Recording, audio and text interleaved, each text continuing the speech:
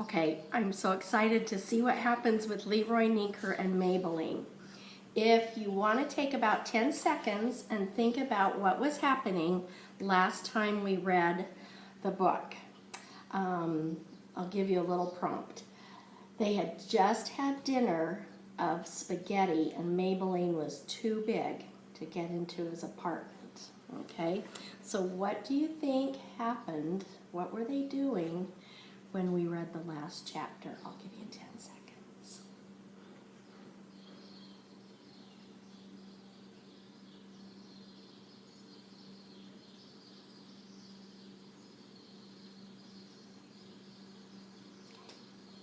If you remember correctly, they were sound asleep under the stars. Now, like really good readers, sometimes I have to go back a page or two if I haven't read the book for a while, so I kind of remember what was going on. So I'm going to go back a page, and half a page actually, and just read to you the last part of chapter 5. Leroy closed his eyes. He thought very hard. Had his heart been waiting for Maybelline to come along so that it could open wide and he could speak all the beautiful words he had been hiding inside him? It was an amazing concept to consider, and the cowboy fell asleep considering it. If you're thinking what I'm thinking,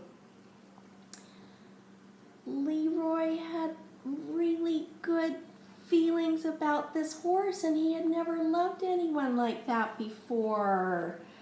His heart is opening up, I think. Okay, so Shlomo's up. If the cat pops into my lap, don't worry. He loves to be read to. Okay. Chapter 6. Now, your job while I'm reading also with the vocabulary words is to listen to how my voice changes when I'm Leroy Neeker. Okay, because we're going to be writing about voices and how they sound. We want to hear that in our writing soon, so I want you to listen to my reading. Okay, Chapter 6. Leroy Neeker dreamed that he was riding Maybelline on the open plain.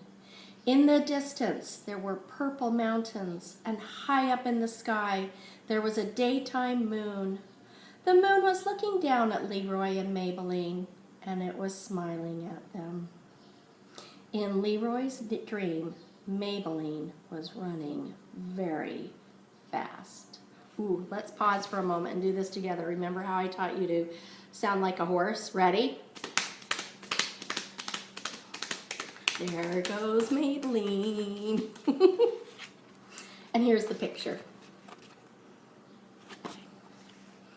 Also, she had a full set of teeth.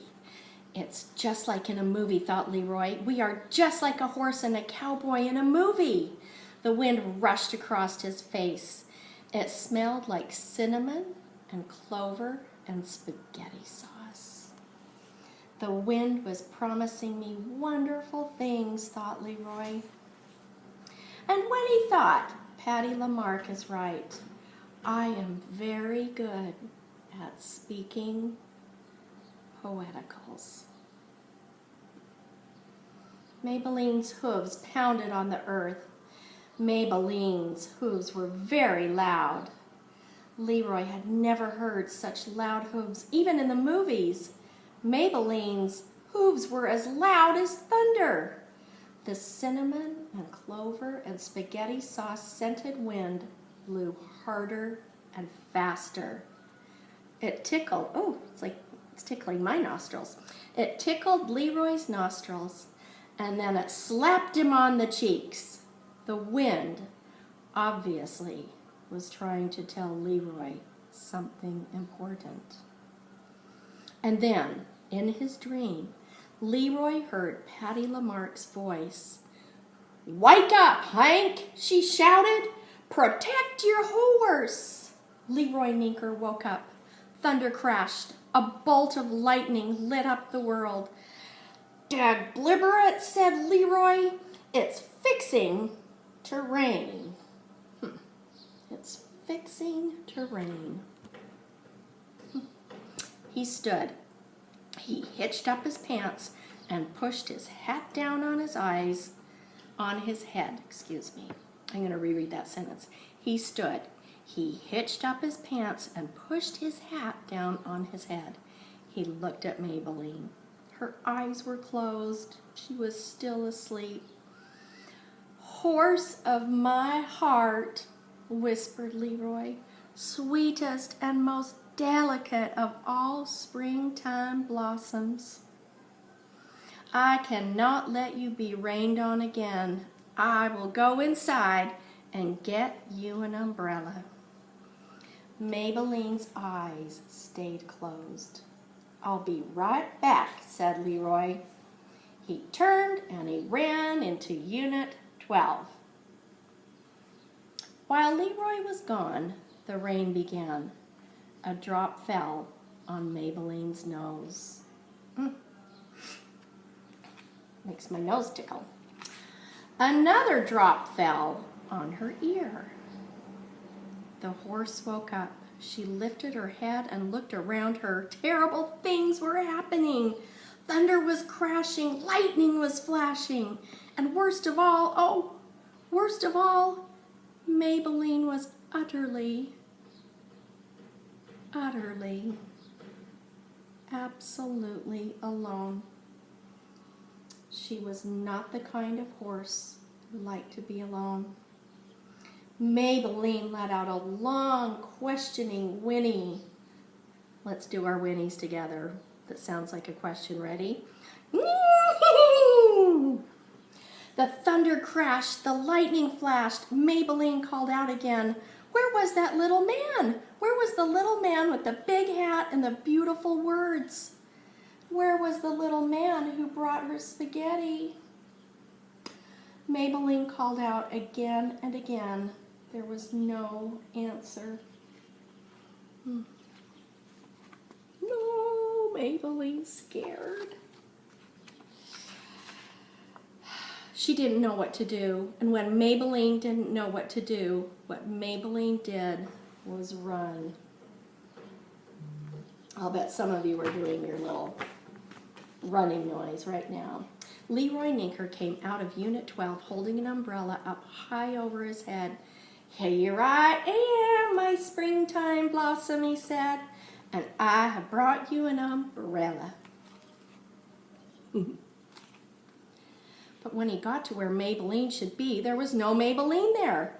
"Maybelline," said Leroy into the darkness and the wind and the rain. "Maybelline!" The wind blew harder.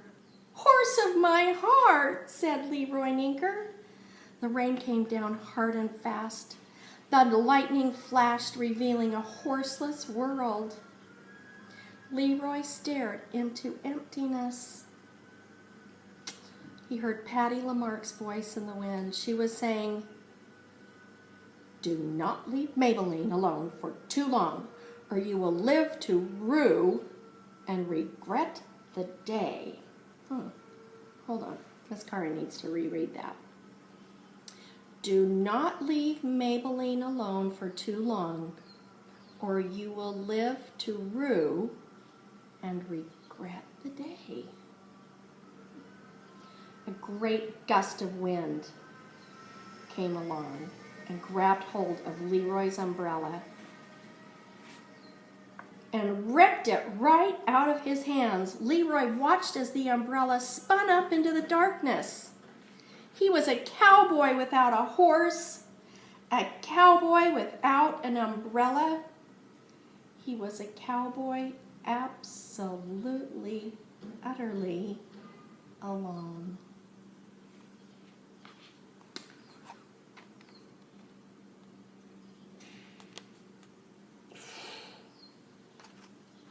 That's a powerful picture, and those are powerful words. Utterly alone. Wonder what happens next. It's a new chapter. You're going to have to wait until tomorrow to hear it. I can hear LV going, no, read more.